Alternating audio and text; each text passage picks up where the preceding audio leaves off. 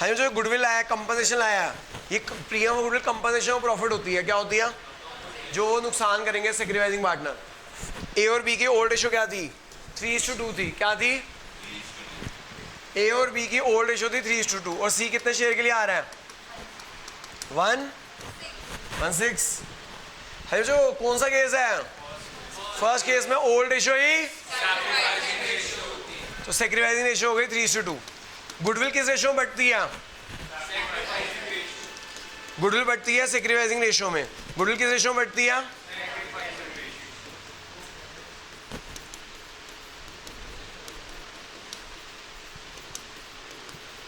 हाँ जी, गुडविल बढ़ती है सेक्रीफाइसिंग रेशो में। गुडविल बढ़ती है, डब्ल्यू और आर है जी।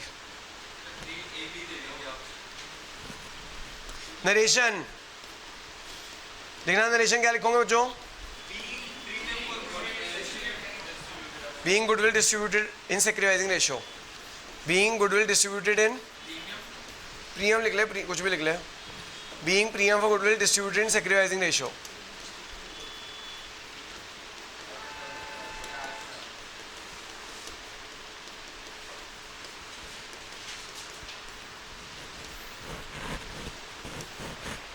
है जो ये हो गया रिजर्व्स हो गया, ये हमारी गुडविल हो गई। रिजर्व्स हो गया, ये हमारी गुडविल हो गई। क्या हो गई? रिजर्व्स। और अब वो लिखा हुआ है कौन सा केस है? विड्रॉ कर रहे हैं। क्या कर रहे हैं? क्वेश्चन लिखा हुआ है हाफ गुडविल विड्रॉ कर रहे हैं। हाफ गुडविल विड्रॉ कर रहे हैं। केस थर्ड है जहाँ पे वो बिजनेस से विड्रॉ कर लेते हैं पार्टली। हाँ जी, जो पार्टली गुडविल विड्रॉ कर रहे हैं, partly goodwill W capital debit R capital debit to cash. Partly goodwill withdraw कर रहे हैं बच्चों, पार्टली गुडविल विड्रॉ कर रहे हैं। W capital debit R capital debit to cash. W capital debit R capital debit to cash. Partly goodwill बच्चों withdraw कर रहे हैं। हाँ, जो पार्टली गुडविल को विड्रॉ कर रहे हैं, W capital debit R capital debit to cash. W capital debit R capital debit to cash. हाँ, जो इनमें यहाँ तक समझ आ गया कि दोबारा समझाऊँ? किसी बच्चे को डाउट है? ये सेकंड, थर्ड, फोर्थ। सर ये गुडविल आया, सी कैपिटल लेकर आया 30,000 और गुडविल लेकर आया 10,000। टोटल कैपिटल कितने लेकर आया? 40,000। टोटल कैश लाया 40,000। कैपिटल आया 30। ये जो गुडविल होती है ना, ये पार्टनर बांटते हैं किस रेशो में? सेक्रीफाइसिंग रेशो में। किस रेशो में? ठीक है सर, घर में प्रैक्टिस नहीं कर रहे क्या? कब? हाँ जी, premium goodwill debit to W and R. Premium goodwill debit to किस रेशो में? सेक्रीफाइसिंग रेशो में। किस रेशो में? ठीक है सर। अब वो कह रहे हैं आधी गुडविल को विड्रॉ कर गया। आधी गुडविल को क्या कर गया? W capital debit R capital debit to cash.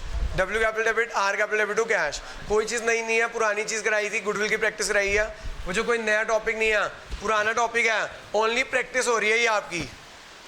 कोई नई एंट्री कराई है क्या? नहीं, बस कंबाइंड हो गया क्वेश्चन। क्या हो गया? हाँ जी, क्या हो गया जो? आर हो गया। क्या हो गया? जी हो गया। अब क्या रह गया? आर। रीवैल्यूएशन। हर क्वेश्चन में क्या है? आर जी आर है। मुझे होता क्या था, जब 8 नंबर क्वेश्चन आता था ना, तो आर जी आर सी आता था। क्या आता था? तो मुझे उम्मीद है कि 6 नंबर का मैक्सिमम हो गया। तुम ही कह रहे हो, मैम ने ये कहा ना 6 नंबर का हो गया, तो उम्मीद है वो आर जी आर सी नहीं आएगा। क्या?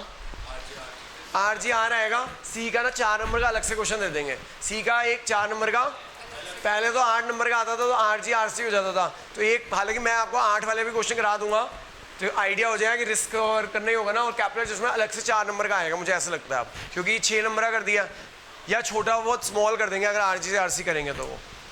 हाँ जी, देखो जी, अब ना मुझे क्या करना है, हालांकि क्वेश्चन में जनरल एंट्री मांगी हुई है आपको। वर्किंग नोट में रीवैल्यूएशन अकाउंट बना लो पहले। वर्किंग नोट्स में क्या बनाना? क्यों बनाना रीवैल्यूएशन अकाउंट? क्योंकि प्रॉफिट एंड लॉस निकालना होगा ना रिवैल्यूएशन का। रिवैल्यूएशन का प्रॉफिट एंड लॉस निकालना होगा। रिवैल्यूएशन का प्रॉफिट या लॉस। देखो जो मैंने पिछली क्लास में आपको, पिछली से पिछली क्लास बहुत प्रैक्टिस कराई बैड डेट वाले पॉइंट की, वही वाला पॉइंट आ गया। तो ये तो एग्जामिनर का फेवरेट पॉइंट है, बैड डेट। देखो 3 पॉइंट में से एक पॉइंट तो आने हैं, या बैड डेट वाला, या वर्कमैन कंपनसेशन रिजर्व वाला, या इन्वेस्टमेंट फ्लक्चुएशन रिजर्व वाला। ये तीनों में से एक पॉइंट तो एग्जामिनर के फेवरेट पॉइंट है, उसे तीनों में से एक पॉइंट तो डालने ही डालने। हो सकता है कोई तो टीचर सारे पॉइंट डाल देती हैं। आओ जी, बैड डेट वाला पॉइंट देखो जी। सर वर्किंग नोट्स में बनाना जरूरी है रिवैल्यूएशन प्रॉफिट या लॉस निकालने के लिए, उसकी भी तो एंट्री बांटोगे। हाँ जी देखो जी, बैड डेब्ट की एंट्री क्या होती है? जो बैड डेब्ट की एंट्री पहला पॉइंट, पहले पॉइंट में, सेकंड पॉइंट में, debtor of 1500 return is bad, 1500 debtor डूब गए। हाँ जी सर, बैड डेब्ट की एंट्री क्या होती है?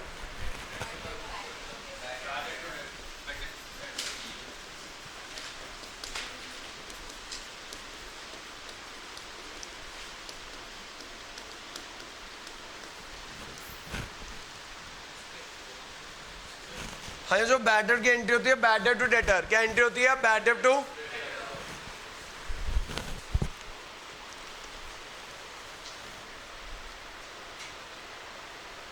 अब जो बैड डेब्ट नाम का लॉस है ना, जो बैड डेब्ट नाम का, उसे किससे राइट ऑफ करना है?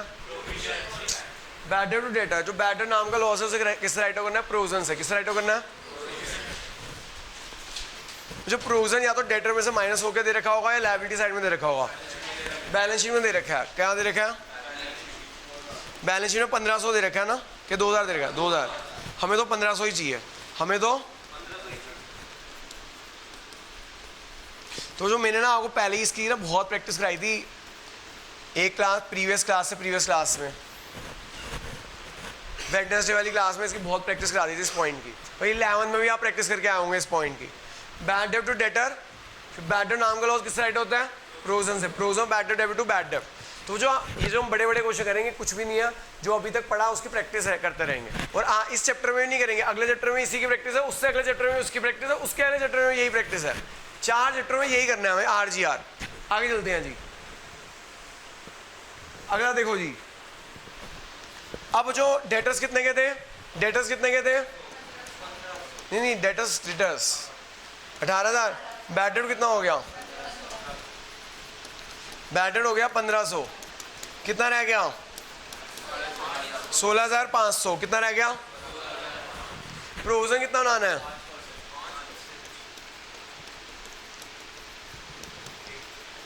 सोलह 5% होता है 825। कितना होता है? कितना हो गया बच्चों? 2000 प्रोविजन था, 2000 में से 1500 यूज हो गया, 2000 में से 1500 यूज हो गया, कितना रह गया? 500। 500 से बढ़ के कितना हो गया? हाँ 500 से बढ़ के कितना हो गया? 825। 500 से बढ़ के कितना हो गया? हमें 500 को 825 करने के लिए और कितना प्रोविजन बढ़ाना पड़ेगा? 325। कितना प्रोविजन बढ़ाना पड़ेगा? 325 रुपए का प्रोविजन बढ़ा दीजिएगा। 325 का प्रोविजन बढ़ा दीजिएगा। 325 का प्रोविजन बढ़ा दीजिएगा। Revaluation account debit to provision of 325 का प्रोविजन बढ़ा दीजिएगा। समझ आगे बच्चों बात की नहीं आई? दोबारा हम जाऊँ, 325 रुपए का प्रोविजन बढ़ा दीजिएगा। आगे बच्चों समझ के दोबारा हम जाऊँ। पहली एंट्री बैड डेब्ट टू डेटर, बैड डेब्ट को किससे राइट ऑफ करते हैं? प्रोविजन से। प्रोविजन में कितना है? 2000। प्रोविजन बैड डेब्ट डेबिट टू बैड डेब्ट 1500। 2000 में से 1500 गए, कितना रह गया? लेकिन प्रोविजन डेटर में से बैड डेब्ट क्या रह गया? 16,500। प्रोविजन बनाना कितना है? 5%। कितना होता है? 825। पहले से कितना था? 500। 500 से 825 बनाने के लिए कितना प्रोविजन बनाना पड़ेगा? तो रिवैल्यूएशन में कितना जाएगा? 325। रिवैल्यूएशन में कितना जाएगा बच्चों? आपको पता है ये 2017 में बोर्ड नीचे लिखा हुआ है 2017, दिल्ली 2017 बोर्ड में आया हुआ क्वेश्चन है। कितने नंबर का? 8 नंबर का। कितने नंबर का? तो ये क्वेश्चन 2017 में 8 नंबर का आया था। और बच्चों आपको बताना चाहता हूँ इसके चॉइस में ना रिटायरमेंट था। चॉइस में क्या था? रिटायरमेंट में था revaluation account, part time capital account और बैलेंस शीट। तो बच्चों कौन सा क्वेश्चन करना चाहिए था? जनरल एंट्री वाला। जनरल एंट्री जल्दी से हो जाती है। और दूसरा उसके पार्ट टाइम बैलेंस शीट अगर मैच ना हो ना तो दिमाग खराब हो जाता है पेपर में।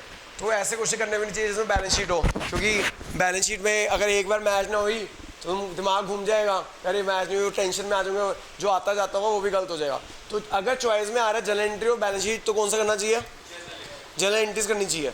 और मैं बताऊँ जो रिवैल्यूएशन पार्ट टाइम और बैलेंस शीट वाला रिटायरमेंट का क्वेश्चन था उसके अंदर भी रिवैल्यूएशन का सेम पॉइंट था, यानी कि बच्चे छोड़ नहीं सकते थे रिवैल्यूएशन ये वाला पॉइंट, बैड डेब्ट वाला पॉइंट छोड़ नहीं सकते थे।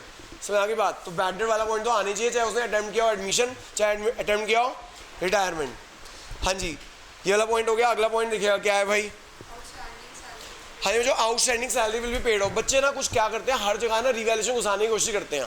भैया रिवैल्यूएशन तब आता है कोई लायबिलिटी बढ़ रही हो, लायबिलिटी घट रही हो, लायबिलिटी बढ़ रही हो या लायबिलिटी, जो लायबिलिटी हमने एग्जिस्टिंग जो बैलेंस शीट में लायबिलिटी है वो बिना पे किए घट जाए, बिना अपने आप बढ़ जाए।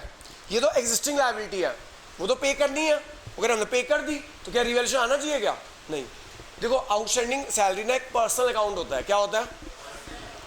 ठीक है, पर्सनल अकाउंट। अगर आप पे करते हो तो उससे ना प्रॉफिट है ना, तो इसलिए आउटस्टैंडिंग सैलरी आप क्या है, अगर हम पे करेंगे तो क्या एंट्री आनी चाहिए?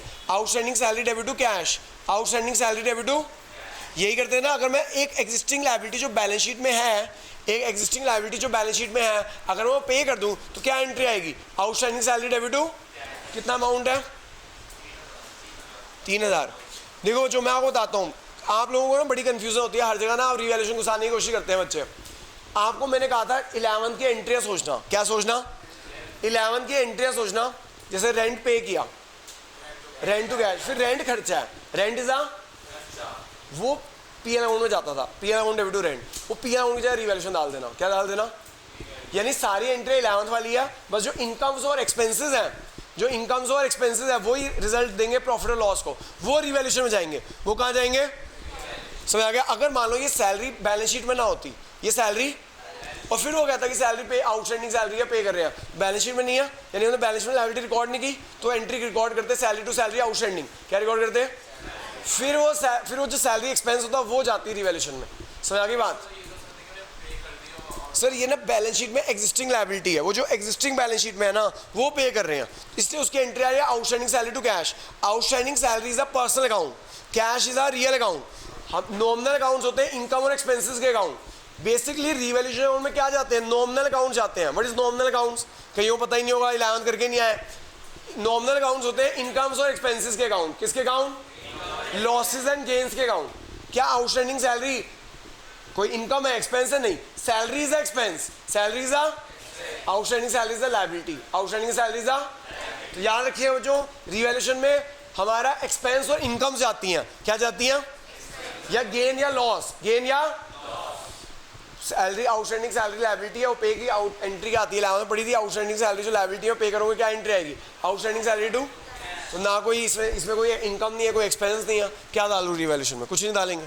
समझ आ गई बात? ऐसे जो और एंट्री आएंगी तुम्हें कंफ्यूज करने के लिए बच्चे हर जगह रिवैल्यूएशन घुसाने की कोशिश करते हैं, हर जगह रिवैल्यूएशन नहीं घुसाना। एंट्री सोचो 11 में क्या एंट्री होती है इसकी, ये सोचो दिमाग से क्या एंट्री होनी चाहिए। फिर देखो उसमें इनकम है या एक्सपेंस है, कुछ गेन है या लॉस है कुछ। अगर इनकम एक्सपेंस है, गेन लॉस है, वो रिवैल्यूएशन में जाएगा। समझ आ गई बात? सर देखो मैं आपको बता रहा हूँ, अगर आप ना अभी तो हमें गलती पढ़ाना है, मैंने ये पढ़ाया था कि गलती पढ़ाना है। क्यों? क्योंकि रियल लाइफ में आप जो सीए अगर कोई बच्चा करेगा उससे ज्ञान की प्राप्ति होगी कि भैया रिवैल्यूएशन अकाउंट एसेट और लायबिलिटी को रिवैल्यू करने के लिए बनाया जाता है और पीएनएल जिसमें गलतियां ठीक करने के लिए बनाया जाता है। लेकिन यहाँ पे एनसीईआरटी में गलत है तो सब कुछ गलत है, हमें तो गलती पढ़ाना है। अब सर रिवैल्यूएशन अकाउंट में या तो आप एसेट और लायबिलिटी रिवैल्यू करो या गलतियाँ ठीक करो। क्या करो? गलतियाँ ठीक हो सकती है। जैसे जो इनकम और एक्सपेंसेस आपने गलतियां हैं जो, और इनकम और एक्सपेंसेस बुक करोगे उसके अंदर लॉस या गेन बुक करोगे आप, इससे कोई लॉस नहीं हुआ, प्रॉफिट नहीं हुआ। समझ आ गया? आपकी जो लायबिलिटी थी अगर उतनी लायबिलिटी पे कर दो तो प्रॉफिट ना है ना लॉस है।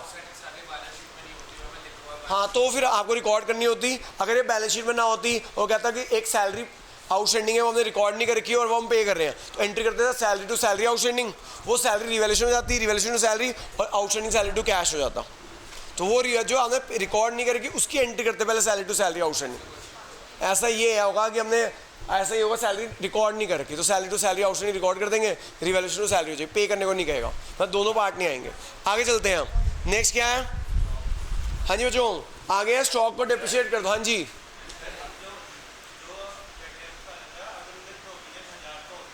हाँ फ्रोजन 1000 का होता तो provision debit 1000, revaluation debit 500 to bad debt 500, फिर रिवैल्यूएशन आ जाता ना।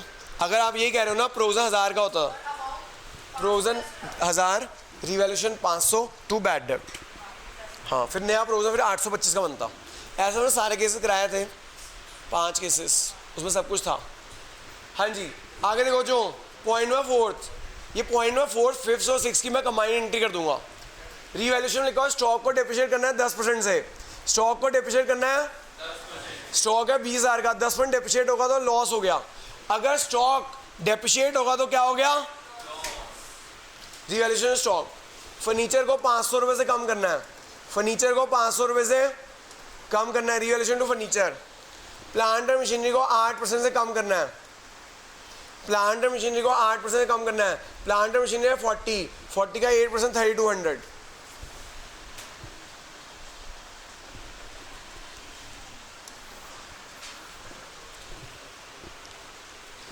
पॉइंट नंबर 5 है, इन्वेस्टमेंट है 2500 की, note mention the balance sheet but taken into account. मुझे एक इन्वेस्टमेंट है 2500 की, उन्होंने बैलेंस शीट में रिकॉर्ड ही नहीं कर रखी, लेकर आओ। Investment to revaluation, investment to revaluation, investment to अब creditor 2100 note according the books was taken into account. 2100 रुपये क्रेडिटर है, उसे बुक्स के अंदर लेकर आना है। 2100 रुपये क्रेडिटर उसे बुक्स के अंदर लेकर आना है। Revaluation to creditor, revaluation to एक लायबिलिटी जो बुक्स के अंदर है नहीं उसे लेकर आना है बुक्स के अंदर। रिवैल्यूएशन टू क्रेडिटर, लायबिलिटी बढ़ गई, लायबिलिटी जो बुक्स के अंदर थी नहीं उसे रिकॉर्ड करना है। रिवैल्यूएशन टू, अब यहाँ से जो रिवैल्यूएशन लॉस निकाल लेना। सर देखो वो आउटस्टैंडिंग सैलरी बैलेंस शीट में थी, बैलेंस शीट में जो थी वो तो आपको पे करनी है, आपकी बुक्स के अंदर थी, ये कह रहे हैं बुक्स में रिकॉर्ड नहीं है। क्या कह रहे हैं, क्रेडिटर हो 2100 नोट अकॉर्डिंग द बुक्स। क्या सर, स्टॉक को कम करना है,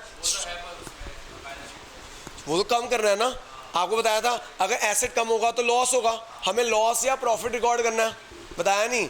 एसेट को आपको क्या रिकॉर्ड करना है, एसेट गेन या लॉस रिकॉर्ड करना है। अगर आप स्टॉक को कम करते हो तो लॉस हो जाएगा, रिवैल्यूएशन टू स्टॉक।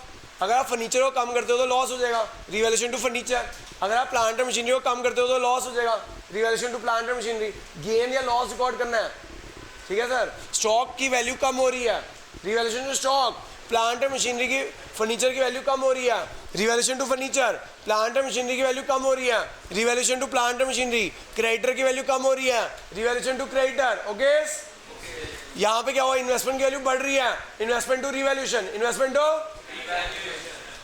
बस ठीक है जी।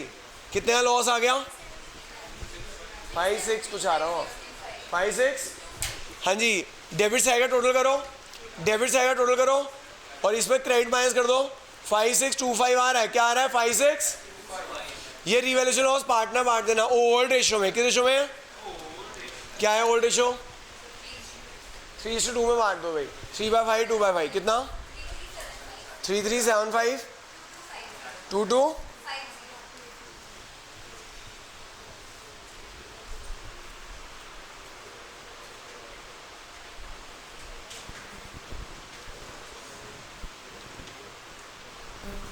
हाँ जो समझ आया,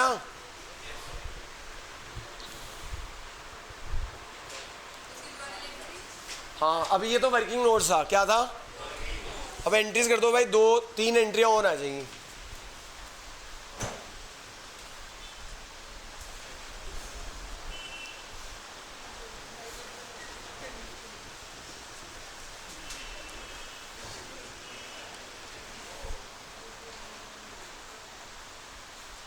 बड़ा ही होता जा रहा है, छोटा छोटा कैसे होगा भाई, ये क्या करूं, अंडू कर दूं, ये ले,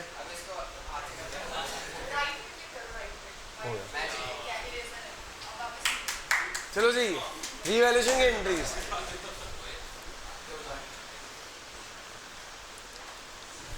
हाँ जी, रिवैल्यूएशन की एंट्री देखो जी, 9 entry. Revaluation debit, revaluation to stock, to furniture, to plant and machinery, to creditors. देखो जो ये ना 8 नंबर क्वेश्चन आया था, अब 6 नंबर में आएगा तो 1-2 पॉइंट कम कर देंगे, क्वेश्चन ऐसे ही आएगा, बस 1-2 पॉइंट।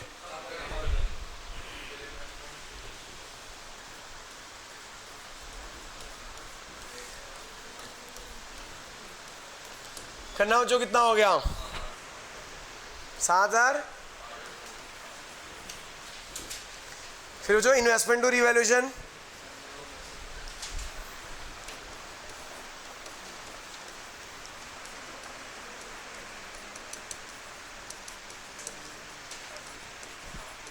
Investment to revaluation. फिर वो जो ये कितना बांटा था? 5625 को 3375, और ये कितना आया था? 22। W capital debit R capital debit, W capital debit R capital debit to revaluation, W capital debit R capital debit to revaluation. 5625 है, इसको बांट दो भाई 3375 में और 2250 में।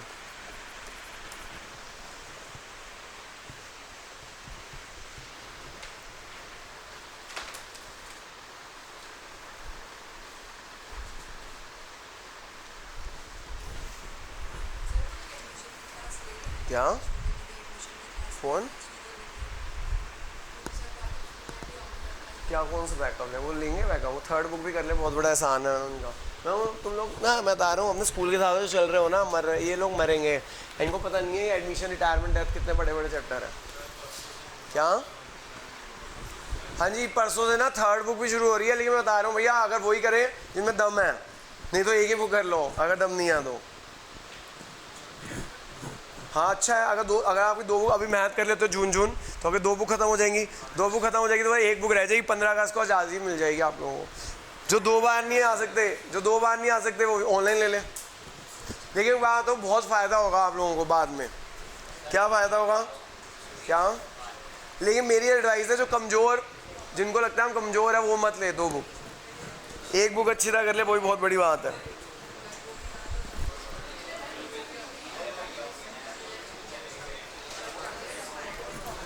आगे चलते हैं जी, जाओ सर पानी पियाओ। हाँ जी आगे चले। Illustration number 47। इलिस्ट्रेशन नंबर देखो, जो पेपर में मैंने बताया तो जर्नल एंट्री आती हैं या लेजर आते हैं, उनकी मर्जी है एग्जामिनर ही क्या दे दें।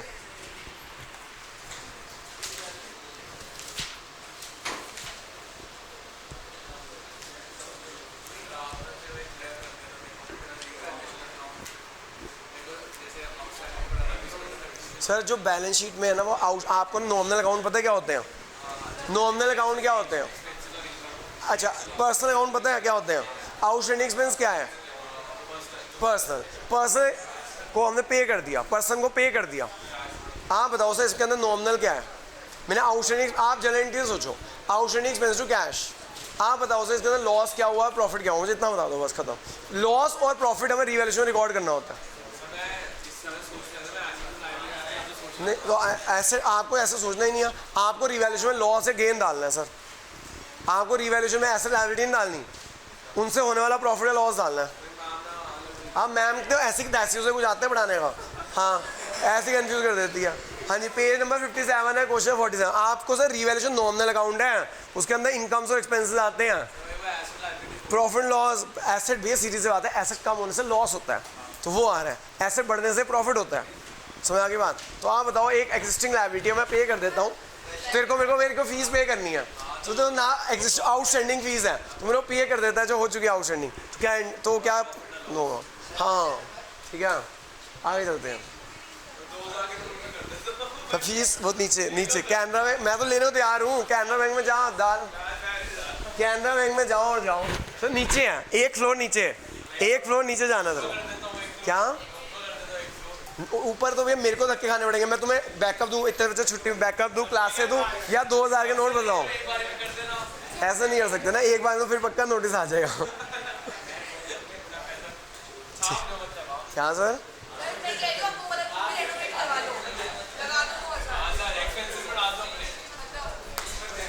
देखो जी चलते हैं। देख भाई मेरे 98 नोट रह गए हैं बस, फिर तो 47 पेज 57 क्वेश्चन नंबर 47। और बताओ भाई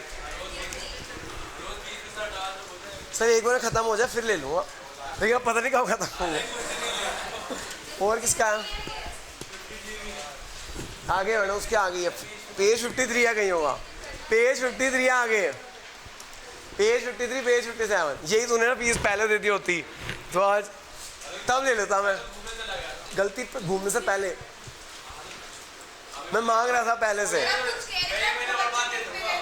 चलो जी, क्या वीडियो देखा है?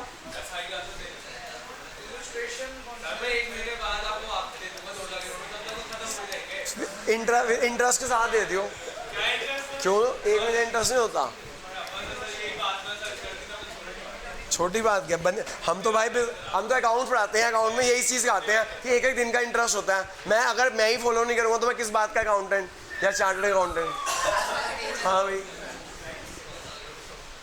अपने धर्म को कहते छोड़ दो भाई, अकाउंट्स मेरा धर्म है। आगे चलो भाई। मैं चार्टर्ड अकाउंटेंट किस बात, अगर मैं अपना टैक्स खुद ना बचा सकूं तो किस बात का सी है?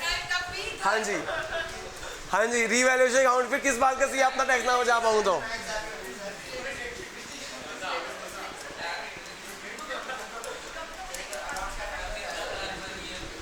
हाँ जी, देखो जो इस क्वेश्चन के अंदर आपको जर्नल एंट्री नहीं मांगी हुई, बस जर्नल एंट्री क्या मांगी गई है? Balance sheet. क्या मांगी गई है?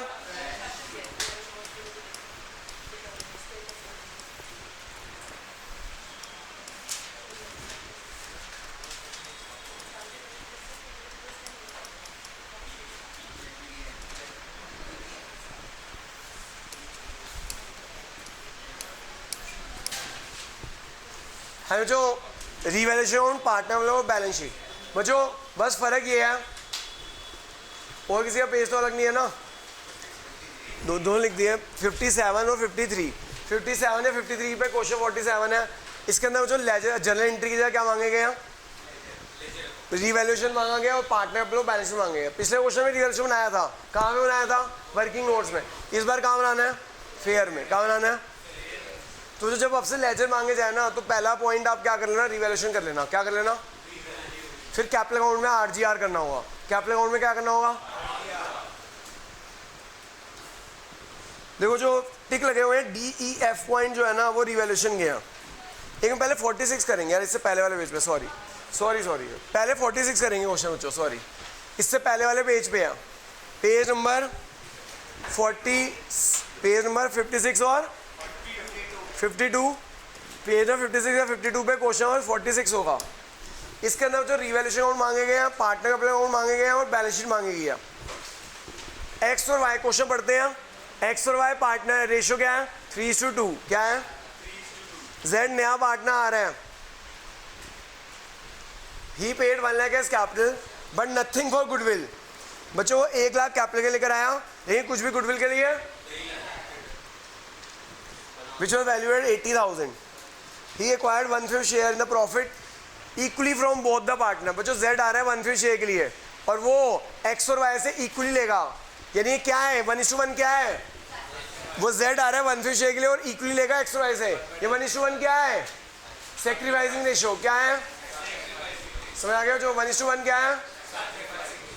कौन सा केस? केस 5 है, लेकिन निकालने की जरूरत नहीं है, हमें सैक्रिफाइसिंग रेशियो चाहिए होती है। आगे सैक्रिफाइसिंग रेशियो आगे लिखा हो। जो Z जो आएगा ना कैपिटल आएगा कितनी? Z कैपिटल आएगा कितनी? 1 लाख। Z कैपिटल लेकर आएगा 1 लाख बट नथिंग वो गुडविल, गुडविल लेकर आएगा। गुडविल का फॉर्म है 80। जो A point, B point, C point, D पे ये रिवैल्यूएशन के पॉइंट है। किसके पॉइंट है? Land and building written off by 40। मुझे लैंड बिल्डिंग की वैल्यू कम हो गई 40,000। हाँ जी सर, लैंड बिल्डिंग की वैल्यू कम होगी तो लॉस होगा ना। हमें लॉस या प्रॉफिट रिकॉर्ड करना होता है रिवैल्यूएशन में। लॉस या तो अगर लैंड एंड बिल्डिंग की वैल्यू कम होगी तो लॉस हो जाएगा। क्या हो जाएगा?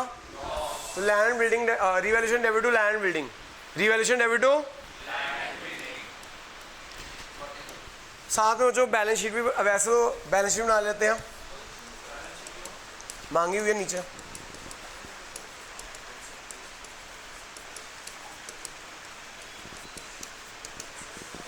हाँ, ये जो लैंड बिल्डिंग वैल्यू 40,000 कम कर दो।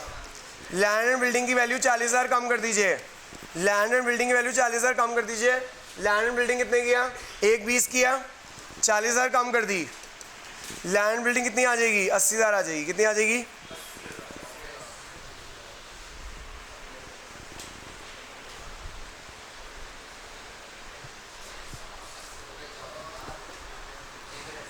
आगे जो stock to be written off, stock to be written down by 6,400। Stock की वैल्यू कम कर दो 6,400। स्टॉक की वैल्यू कितनी कम कर दो?